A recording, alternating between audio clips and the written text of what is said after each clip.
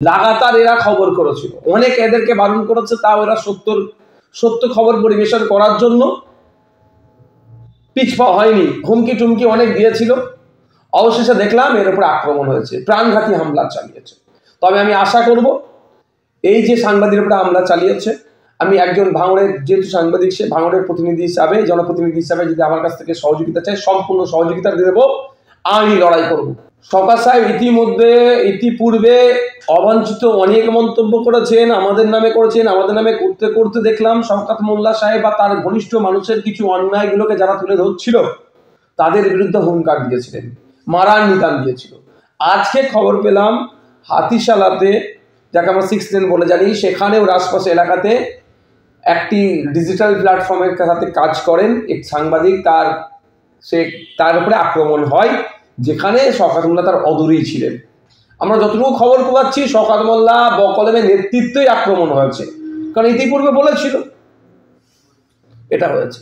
তাদের অপরাধ কি খোঁজ নিয়ে আমি একটু দেখলাম যে এই ছেলেটি বা এরা শওকত মোল্লা সাহেবের ঘনিষ্ঠ রাকেশ রায় চৌধুরী, যে ওয়েটল্যান্ড সহ এলাকাকে মানুষকে অতিষ্ঠ করে রেখেছে, লাগাতার এরা খবর করেছিল, অনেক এদেরকে বারণ করেছে, তাও এরা সত্য খবর পরিবেশন করার জন্য পিছপা হয়নি, হুমকি টুমকি অনেক দিয়েছিল। অবশেষে দেখলাম এর উপর আক্রমণ হয়েছে, প্রাণঘাতী হামলা চালিয়েছে।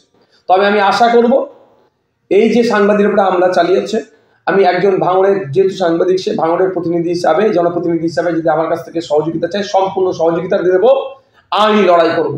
এটা মেনে নেওয়া যায় না। এমনি ভারতবর্ষের সাংবাদিক স্বাধীনতা আমরা 180টি দেশের মধ্যে 151 নম্বরে পৌঁছে গিয়েছি 2025 সালে, আমি ডেটা বলছি। এখানে আপনার বিরুদ্ধে আমার বিরুদ্ধে খবর হলে আক্রমণ করতে হবে মানে কি? এটা কি পেয়ে গেছে? সাংবাদিক স্বাধীনতা নেই? রিপোর্টার্স উইদাউট বর্ডার্স এই সংস্থা একটা সার্ভে করে ওয়ার্ল্ড ওয়াইড 180টি দেশ নিয়ে, 151তম স্থানে আমরা পৌঁছে গেছি। মানে আমাদের সাংবাদিক স্বাধীনতা হস্তক্ষেপ আর গলা টিপার জন্য এই যে আক্রমণ হচ্ছে, মানে ওই ছেলেটি আর শওকতের বিরুদ্ধে না খবর করতে পারে, তার চালা চামুন্ডা যারা অন্যায় কাজ করছে তাদের বিরুদ্ধে খবর করতে পারবে না। খবর করলে এই ধরনের মার হবে। এই যে স্বাধীনতা হস্তক্ষেপ করা, এই হস্তক্ষেপ করতে করতে আমরা বৃহত্তর গণতন্ত্রে বসবাস করি, যেখানে বাক স্বাধীনতা আছে, বলার স্বাধীনতা আছে, সাংবাদিক স্বাধীনতা আছে, সেখানে এইভাবে সাংবাদিকদের উপরে আক্রমণ মানে গণতন্ত্রের উপরে আক্রমণ। তথাকথিতভাবে আমরা গণতন্ত্রের চতুর্থ স্তম্ভ বলে অভিহিত করি সাংবাদিকদেরকে। এটা মেনে নেওয়া যায় না। সরকার সাহেব বা যেই করুক না কেন, বা যার প্রত্যক্ষ পরোক্ষ মদত আছে না কেন, এর জবাবটা দেওয়া হবে। এটা মেনে নেওয়া যায় না। এটা ভাঙড়ের সুনামকে ক্ষুণ্ণ হচ্ছে। আমি ভাঙড়বাসীকে বলবো, এই সরকার সাহেবের কাছ থেকে আপনারা দূরে থাকবেন, কারণ এতে ভাঙড়ের বদনাম হচ্ছে।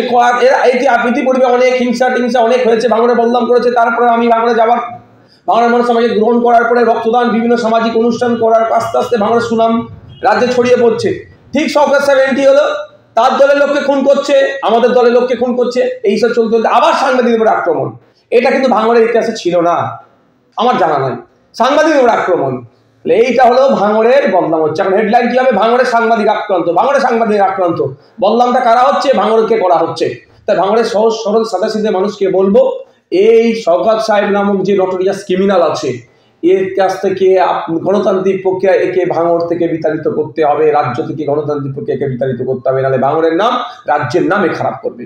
আমি আবারও বলছি, সরকার সাহেব আপনি যে স্টেজে উঠে যে কথা বলেছেন সাংবাদিকদের আক্রমণ করবার কথা, আপনার কথা শুনে আপনার যেখানে ছিলেন তারই অদূরে এই সাংবাদিকদের উপরে আক্রমণ করেছে, এর জবাব কিন্তু আপনাকে দিতে হবে। তার হাতে কিন্তু চোট ছিল, সেই চোটের উপরে আবার চোট করেছে, গুরুতর অবস্থায় সে হসপিটালে অলরেডি ভর্তি আছে, গিয়েছে, ট্রিটমেন্ট চলছে। ডক্টর খবর পেলাম, শুনছি তার নাকি একটা হাত অলরেডি ভাঙা ছিল, কিভাবে পড়ে ভেঙে গিয়েছে, সেই ভাঙা অবস্থায় তার অলরেডি হাত চোটা অবস্থায়। তো এরা মানুষরূপী অমানুষ হয়ে যাচ্ছে, যে ছেলেটি একটু অসুস্থ, তার উপর তারা আক্রমণ চালিয়েছে। এটা গণতন্ত্রের জন্য স্বাস্থ্যকর পরিবেশ নয়।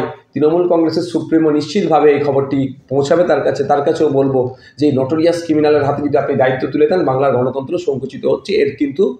এর যে ব্যাকফায়ার হবে আপনাকেও কিন্তু নিতে হবে।